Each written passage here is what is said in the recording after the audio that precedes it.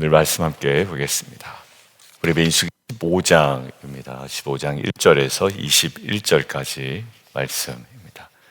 완전히 다릅니다. 14장과 15장은 완전히 다릅니다. 14장에 우리 한 구절 한번 보면 22일 본문 한번 볼까요? 23절 보면 내가 그들 조상들에게 맹세한 땅을 결단코 보지 못할 것이요 또 나를 멸시하는 사람은 한 사람도 그것을 보지 못하리라.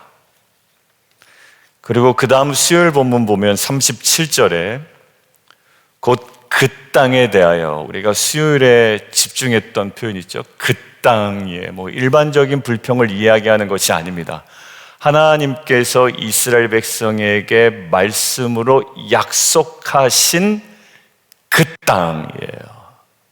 그 사명, 그 부르심, 그 자녀, 그 가정, 그 일터라는 보편적인 모든 비판적인 시각을 뭐라고 말씀하시는 것이 아니라 그 땅에 대한 악평한 자들은 여호와 앞에서 재앙으로 죽었다라는 거죠. 14절의 대부분 내용이 그렇습니다. 43절로 가볼까요? 어제 본문이요. 여호와께서 너희와 함께하지 아니하시리라. 그러니까 지금까지는 14장까지의 분위기는 다 그런 분위기입니다. 그런데 15장에 갑자기 어떤 말씀이 나오냐면 15장 2절 함께 읽죠. 15장 2절 시작. 이스라엘 자손에게 말하여 그들에게 이르라 너희는 내가 주어 살게 할 땅에 들어가서 라는, 오늘 제가 전제라는 말을 2번 섞어서 쓸 텐데요, 이러한 전제가 깔려 있는 겁니다. 오늘 제사의 방법 중에 전제가 있고 오늘 제가 드리는 전제는 또 다른 전제를 이야기하는 겁니다. 그러니까 지금 15장의 전제는 뭐냐면 내가 주어 살게 할 땅에 너희가 들어간다라는 전제가 있습니다. 14장과는 완전히 다릅니다. 실패한 것, 그리고 좀 다 끝난 것처럼 보이는 14장에서 마무리되지 아니하고요, 15장에 그럼에도 불구하고 하나님의 은혜가 지금 계속 이어질 것이라는 하나님의 주권적 은혜와 소망이 15장의 문을 열고 있다라는 거죠. 어제 우리가 조심해야 될 것 이야기를 나눴습니다. 실패와 실수 앞에 조급하게 내 스스로 만회하려는 욕심을 내려놓고 하나님께서 그 시간을 나에게 허락하시는 의미를 깨닫고 그 시간에 하나님께서 우리 안에 일으키시는 그 회개의 자리를 우리가 돌아가야 함을 어제 나눴죠. 급하게 자기 자신의 삶을 만회하려는 우리의 모든 스스로의 열심을 내려놓고 하나님께서 그 시간을 통하여 깨닫게 하시는 우리의 심령의 모든 악함을 고백하는 회개가 진정으로 우리에게 중요하다라고 했어요. 근데 오늘 어떤 장면이에요? 모든 실패와 실수에도 불구하고 하나님의 주권적 은혜는 지금 흐르고 있다라는 거죠. 그 은혜를 경험하면 그 은혜 가운데 너희가 들어갈 것인데, 물론 다음 세대가 되겠죠. 들어갈 것인데 이러이러한 제사를 드리라는 거예요. 예배에 관한 내용이죠. 그래서 우리가 쉽게 얘기하면 은혜의 땅에 들어가서 우리가 회복해야 될 그 예배 이렇게 얘기할 수 있지만, 오늘 저에게는 눈에 들어오는 하나님의 표현이 있었는데 13절부터 이어지는 표현입니다. 뭐냐면 누구든지예요. 누구든지. 거기는 이스라엘 백성 외에 또 누구 있어요? 다른 사람도 있습니다. 누가 있나요?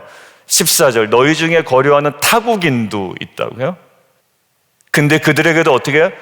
똑같이 누구든지, 또 14절 있죠. 여호와께 향기로운 화제를 드릴 때는 너희가 하는 그대로 그도 그리할 것이라. 15절 또 나오네요. 회중 곧 너희에게 거류하는 타국인에게나 같은 이것은 율례이다. 그리고 너희의 대대로 영원한 규례, 대대는 세대를 넘어 계속 이어진다라는 거죠. 그리고 후반부에 보면 너희가 어떠한 대로 타국인도 여호와 앞에 그러하리라. 지금 실패와 실수와 때로는 그 절망의 상황 가운데 하나님께서 은혜를 이어가시는 그 자리에 우리 안에 온전히 드려져야 할, 회복해야 될 예배에 대해서 얘기하고 있는데, 지금 타국인도 똑같이 그러할 것이며 대대로 이것들이 이어져야 된다라는 거예요. 여러분들, 오늘 이방인들에게도 타국인들에게도 하나님께서 그 당시에 말씀하셨다면, 어찌 보면 구약시대에 철저하게 이방인이었던 저와 여러분에게도 이제는 육체적 혈통이 아니라 영적인 아브라함의 자손으로 살아가는 저와 여러분에게도 이것은 실패와 실수와 절망 가운데 하나님께서 은혜로 우리를 이끄실 때 우리가 그 하나님 앞에 드려야 되는 온전한 예배의 모습이어야 함을 저는 믿습니다. 그런 의미에서 오늘 저는 두 가지 가지고 이야기를 하려고 그러는데, 첫 번째는 오늘 본문에 반복되는 표현에 좀 주목하고 그동안에 익숙하지 않았던 제사에 관해서 이야기를 하려고 합니다.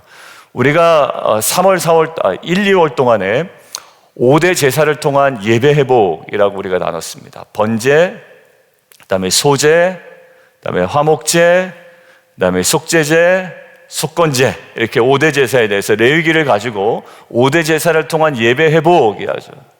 참 좋았어요. 그동안에 레위기를 통해서 나눴던 내용 아니고 고든 외남이나 여러 가지 이제 자료들을 가지고 여러분들과 함께 예배 회복이라는 관점에서 우리가 나눴습니다. 화목제도 조금 다른 관점이었죠. 그러니까 다르다고 해서 뭐 제가 다르게 본 것이 아니라 우리가 더 그 시즌에 집중해야 되는 화목제는 우리가 그동안 알고 있었던 일반적인 화목제가 아니었어요. 자, 그런데 오늘 5대 제사가 아니라 어떤 그 행위에 따른 내용이거든요. 이게 뭐냐면 5절에 나오는 전제입니다. 전제. 그리고 7절에 나오면 전제예요. 10절에 보면 전제예요. 히브리어로 네색이라고 하는데 그 뜻은 붓다예요. 그 다음에 흘려드리다라는 겁니다. 무엇을요? 포도주나 기름을 부어드리는 제사의 어떤 독특한 행위입니다. 어떻게? 흘려보내는 거예요. 근데 이것은 그 자체로 제사가 유지되는 것은 아니고 꼭 번제나 소제를 드릴 때에 각 마무리 단계로 드려지는 거예요. 먼저 드려진다기보다 번제나, 다 태우는 번제나 곡식을 드리는 이 소제 이후에 부가적으로 드리는 헌물 제사였습니다. 여러분들 무엇을 얘기할까요? 포도주를 부어요. 포도주 4분의 1 흰, 7절은 포도주 3분의 1 흰, 그리고 10절 포도주 반 흰 포도주죠. 와인입니다. 포도주는 성경에서 어떤 이미지를 갖고 있냐면 기쁨과 풍요의 상징이에요. 그러니까 결국 전제가 포도주를 흘러보낸다, 붓는다라고 할 때 뭐예요? 그러한 기쁨을 하나님께 돌려드리는 예배의 표현입니다. 그러니까 자신의 기쁨을 드리고 이 기쁨의 근원이신 주님께 그것들을 다시 부어드리는 모습이에요. 마치 이런 느낌입니다. 하나님, 이 기쁨의 근원이 누구에게 있습니다? 하나님께 있습니다. 1세대들의 아픔과 실패와 실수가 있었지만 2세대들이 그 땅에 들어가서 드릴 때에 이 전제를 드린다는 것은 이런 의미입니다. 번제도 드려요. 번제 헌신이죠. 소제도 드립니다. 여러분들 그 자체에 헌신의 이미지는 모두 담겨져 있습니다. 이미 번제로서도 헌신의 이미지가 있고 소제에서도 헌신의 이미지가 있어요. 그리고 소제는 특별히 어떤 이미지가 있나요? 민하라는 뜻이 있다고 그랬죠? 민하가 어떤 뜻이요? 마치 자기의 왕에게 그 영주들이 바치는 곡물, 그런 이미지가 있다고 그랬어요. 뇌물, 심지어 나쁘게 얘기하면 뇌물. 그러니까 결국 어떤 이미지? 이것은 당신의 은혜로 얻는 모든 소산입니다 라는 고백으로 드리는 게 소제의 특징이라고 그랬어요. 하나님, 이것은 봄, 여름, 가을, 겨울 사계절을 따라서 그냥 자연스럽게 내가 얻는 소산이 아니라 이것은 철저하게 하나님께서 다스리시고 통치하시고 나에게 주시는 은혜입니다 라는 고백으로 드리는 게 소제라고 그랬죠. 여러분들 거기에 헌신과 감사가 다 담겨져 있거든요. 번제와 소제에. 근데 지금 전제로 붙는다는 건 어떤 의미가 있냐면 온전한 드림이에요. 그러니까 여러분들 적어 놓으세요. 전제의 특징은 마지막 물 한 방울입니다. 마지막 한 방울. 여러분들 사도 바울이 뭐라고 이야기하죠? 사도 바울이 이야기할 때 내가 벌써 부어지고 나의 떠날 기약이 가까웠도다. 디모데후서 사도 바울이 쓴 마지막 편지에서 내가 부어졌다라는 것은 무엇을 염두에 둔 거죠? 전제를 염두에 두고 이야기한 거예요. 거기서는 뭐죠? 나는 번제로 태워졌다라고 해도 되고요. 나는 내 온몸을 가루로 부숴서 소제로 드려졌다라고 해도 되잖아요. 근데 왜 사도 바울은 전제로 자신이 부어졌다라고 이야기했을까요? 마지막 순간에 뭐예요? 마지막 한 방울까지도 드렸다라는 거예요. 여러분들, 저는 하나님의 은혜에 대한 감사로 드려지는 전제가 바로 그러한 모습이라고 생각됩니다. 여기 독특하게 전제가 계속 나와요. 이미 번제와 소제라도 이 헌신과 감사에 대한 이미지가 있음에도 불구하고 이 전제는 뭐야? 마지막 한 방울입니다. 마지막 한 방울.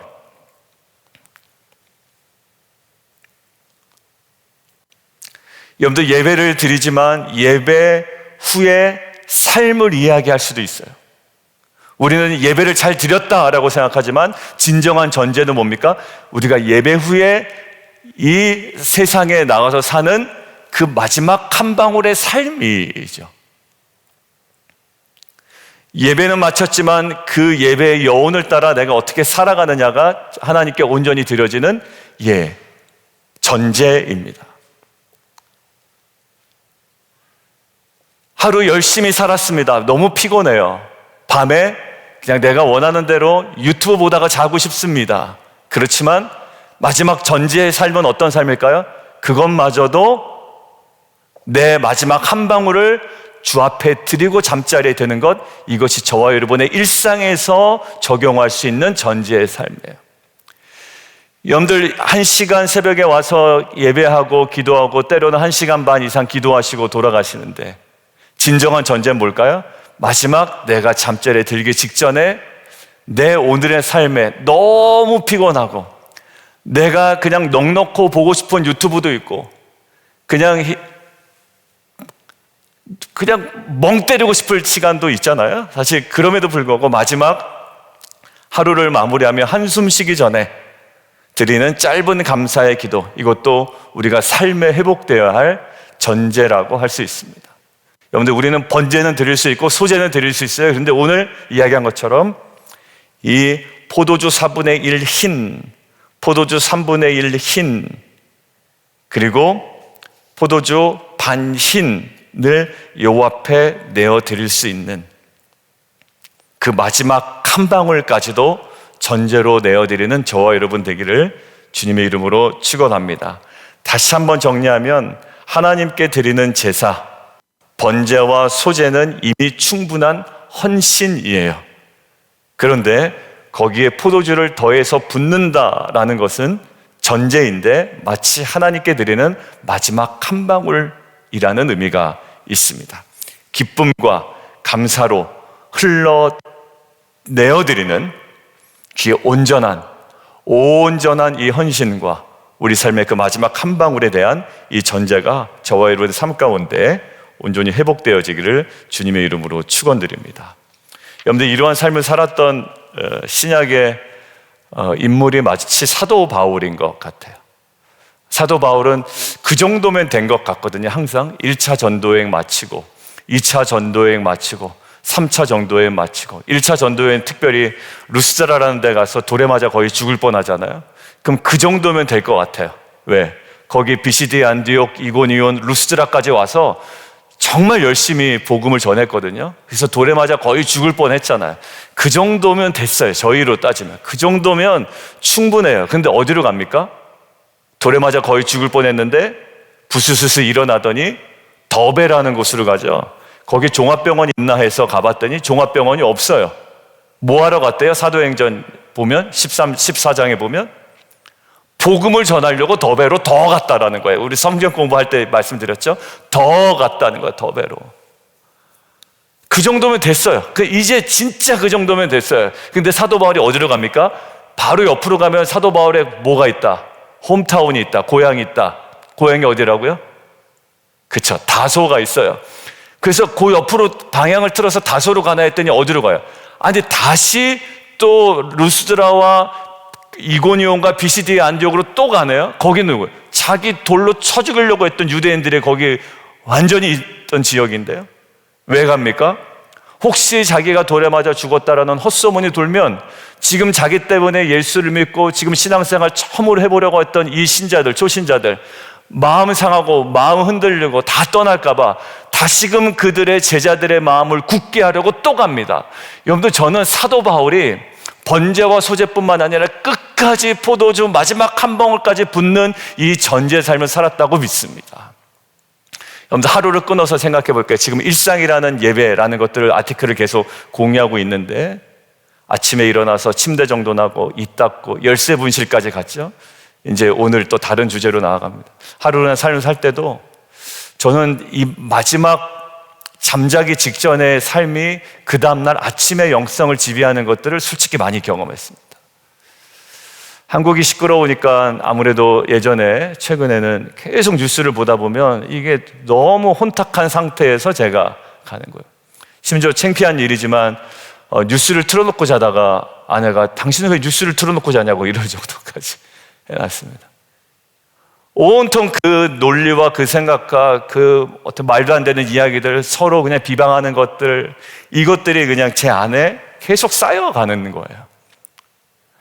근데 마지막에 이제 우리가 잠자리에 들 때 다음날 우리가 깨어날지 않지도 모르는 상태에서 그 마지막 순간을 세상의 흐름과 세상의 메시지에 노출시켜 놓고 잠자리에 든다는 게 너무나도 좀 이상하더라고요. 여러분들, 그 마지막 전제 하루에서뿐만 아니라 일상에서도 사도 바울처럼 하면 우리가 부담이 될 수도 있지만 우리의 그 상황에 맞는 이 전제를 하나님께 온전히 흘러보내는 저에게로 주님의 이름으로 축원합니다. 두 번째인데요, 18절, 19절, 20절, 21절에 나오는 거제예요. 번제나 소제는 우리가 5대 제사를 통해서 많이 알았어요. 근데 여기는 거제라는 거예요.